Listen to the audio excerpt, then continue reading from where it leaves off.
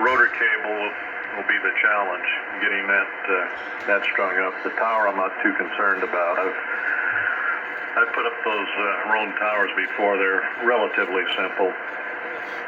But yeah, I'd like to have a hex beam. That seems to be a pretty popular antenna these days, and there must be a reason. And I think it's probably because they just plain work, and they don't take up a lot of real estate, and they're lightweight, not a whole lot of wind loading on them. So it's for what they are, they seem to work pretty well. Over. Yeah, I've got a friend down in LA. His father was a ham, and his father passed, and he's got a 50-foot crank up tower for me is whenever I can get down there to pick it up, and that was the plan with it. Once I get that, start working on building a hex beam there, and of course I figure out what kind of rotator I want and all that. But I've got quite a few projects going on. I'm trying to get some antennas built for some satellite work. Haven't fully decided exactly what I'm going to do yet. I think I'm going to do a couple egg beaters to start. I've seen a few videos on YouTube about making a satellite tracker and all that, with a Raspberry Pi and whatnot. So eventually I'll do that too. But yeah, a lot of ideas I got, a lot of stuff I want to do. I'm actually a relatively new ham, like 9 months for my tech, and then about 2 months now with my general. So just kind of getting my toes wet, but I'm, more like my head, because I've been kind of diving head first into this. But yeah, I agree. I mean, a lot of people have those hex beams, and if a lot of people have them, you figure they must be doing something right. That's kind of how I ended up with the 7300 here. Was so many people have them out there, especially how many videos and all the info on them, and I figured, well, must be a good radio, and I'm glad I went with the Icoms. Back to you.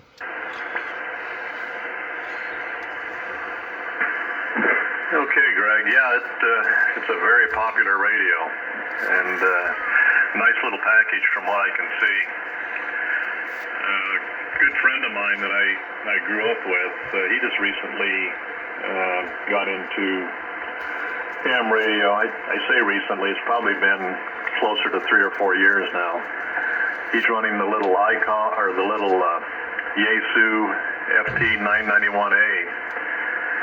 And one of the main reasons that he went with that, it's kind of a shack in the box. It has 160 meters all the way up to 70 centimeters, all in one box, and it's pretty compact. I think it's roughly the same dimensions as the 7300, but he lives in an RV. It's actually a travel trailer, so he doesn't have a lot of available space, and the little Yaesu fits pretty nicely on his kitchen table there, and he still has room to put dishes and whatnot on there, and able to use it for eating too. So that works out pretty good. The challenge for him,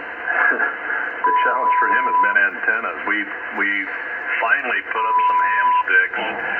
I made a little mount where we could actually mount 3 ham sticks, and it becomes a multi-band antenna. Sort of like the same principle as a fan dipole, only it's in a vertical configuration, so we call it a fan vertical.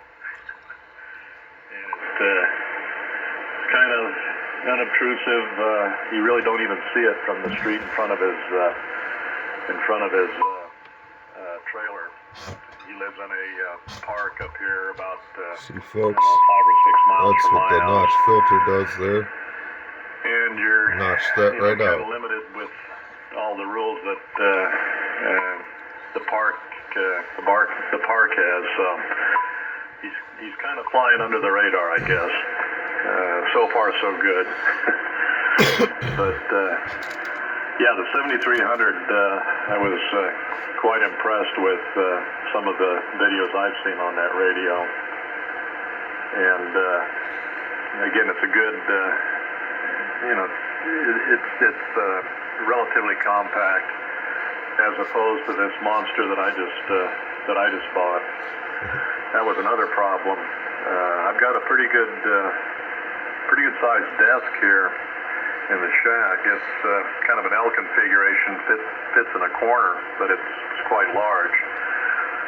But even at that, I had to take some measurements and do a little pre-planning to be able to lay this thing out. It's a big radio to start with, but it's also got an outboard power supply and speaker, and that was the challenge.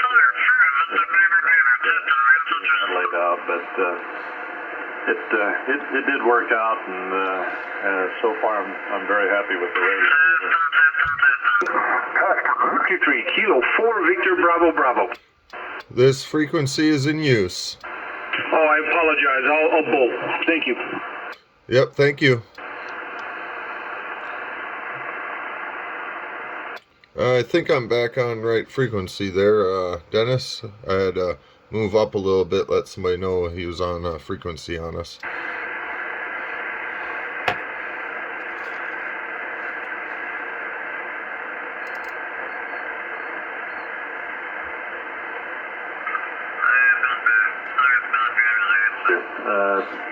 KN6 ODG W7DAP. If you're still copying, Greg, 7-3, and you have a good day and enjoy the hobby. We'll look for you again. W7DAP, and I'll be clear.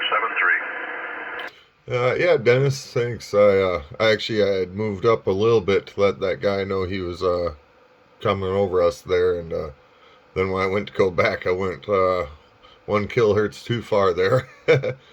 But yeah, I was gonna say, yeah, that 991A was kind of in the running for me too, but I started with the 705 as my little shack in the box, and figured QRP would make me a little better at it right away, which I think it did. But yeah, anyway, 7-3 to you, and hopefully we'll work each other again someday soon. KN6 or W7DAP KN6 ODG. Okay, Greg, you were solid that time. Your previous transmissions, and I noticed some QSB, you were down to below an S5 a couple times, but that last one you were back up between an S8 and an S9. So anyway, the whole QSO has been pretty solid. Band's not in the greatest shape today, but you have a good signal in here to Payson. 7-3, and enjoy the QSO, and we'll look for you again. KN6 ODG W7DAP is clear.